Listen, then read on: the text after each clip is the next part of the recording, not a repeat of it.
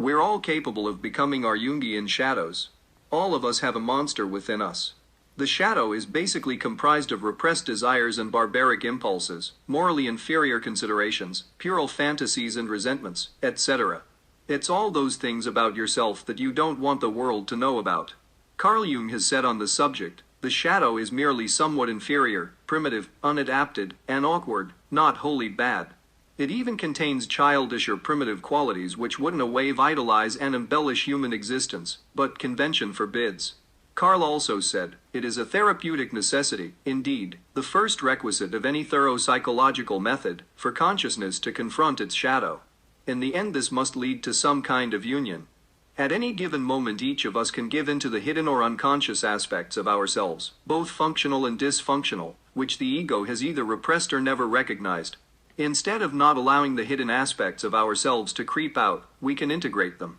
For example, if you are an agreeable pushover who never stands up for him or herself, you can integrate a shadow aspect of yourself so you can set boundaries in healthy ways.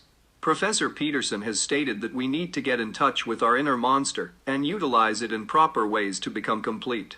As Jordan has professed, shadow integration is an idea he gleaned from reading Carl Jung's work. Jung wrote, it is a frightening thought that man also has a shadow side to him, consisting not just of little weaknesses and foibles, but of a positively demonic dynamism. Carl Jung said, modern man is sick because he is not whole. On another occasion, Carl wrote, wholeness is not achieved by cutting off a portion of one's being, but by integration of the contraries. Jung also said, the most terrifying thing is to accept oneself completely. You have to be brave to integrate your shadow. Jordan Peterson has stated that for some, assertiveness training is a way to integrate their shadow. This is standing up for your better self. It's extremely difficult for highly sensitive individuals to assimilate their shadow self because when they do they feel cruel, mean, or like a morally reprehensible person. They'd often rather say nothing than risk the chance of being a meanie. 'Cause they believe mean people suck. Conversely, for aggressive, masculine individuals, allowing yourself to be soft and vulnerable is shadow integration. They have to allow their feminine side to be utilized without feeling humiliated and looked down upon. Shadow integration is inhibited by the persona. The word persona was utilized in Roman times to refer to a mask worn by an actor in a theatrical production. In Jungian psychology, the persona is the social mask that we all figuratively wear to hide our true selves. Specifically, these personas are the various ways we present ourselves in distorted ways to the world. For example, in mixed company we may pretend that we are wealthier than we really are to make the group believe we belong. Shadow assimilation brings about individuation of the individual. Carl Jung has stated, the aim of individuation, equated with the extension of consciousness and the development of personality, is to divest the self of its false wrappings of the persona, the mask the personality uses to confront the world, and the suggestive power of numinous unconscious contents. Jungian psychoanalyst James Hollis has stated on the subject, the goal of individuation is wholeness, as much as we can accomplish, not the triumph of the ego. Jung also stated, individuation is an expression of that biological process, simple or complicated as the case may be, by which every living thing becomes what it was destined to become from the beginning. Jung provides us all with a warning, until you make the unconscious conscious, it will direct your life, and you will call it fate. People will do anything, no matter how absurd, in order to avoid facing their own souls. One does not become enlightened by imagining figures of light, but by making the darkness conscious. We can't avoid necessary conflict and expect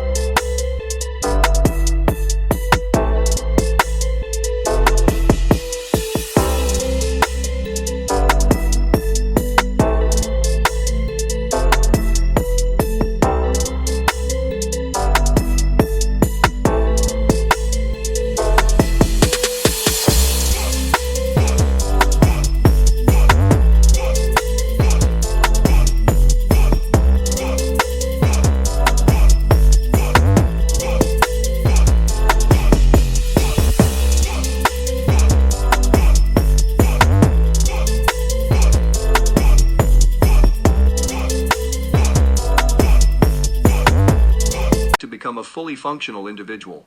We are at the mercy of the aspects of our shadow self that we refuse to acknowledge and integrate. Professor Peterson says to consult your resentment. It's a revelatory emotion. Resentment always means one of two things. Either the resentful person is immature, in which case he or she should shut up, quit whining, and get on with it. Or is being taken advantage of, or allowing yourself to be taken advantage of. No matter which resentment you are experiencing, as Carl Jung stated that in each of us there is another whom we do not know. Knowing your own darkness is the best method for dealing with the darknesses of other people. What you resist, persists. Best-selling author and yogi, Michael Singer, corroborates this idea with his quote, "If you are resisting something, you are feeding it. Any energy you fight, you are feeding. If you are pushing something away, you are inviting it to stay. Unless we are consciously aware of our shadow and make a concerted effort to integrate it, we often project it onto others and remain incomplete as a person. Individuation is impossible without integrating all parts of ourselves. Even though we so want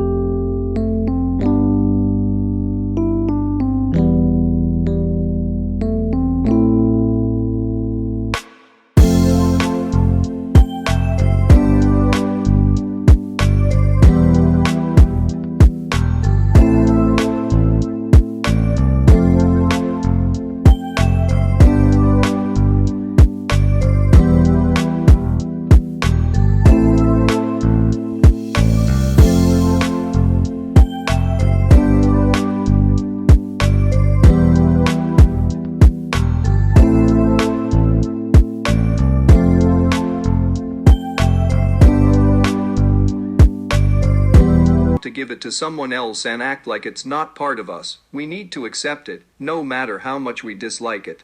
The only way to wholeness is to repurpose the shadow inside of ourselves to help the world. We are meant to utilize our hidden emotions, feelings, and passions to bring about goodness. We can't hide from our individual shadows for all of our lives without consequences. Repression isn't the answer to the shadow problem, and using your shadow self to hurt people isn't the answer either. Escaping from your shadow in a healthy way is impossible, so you might as well do some proper shadow integration.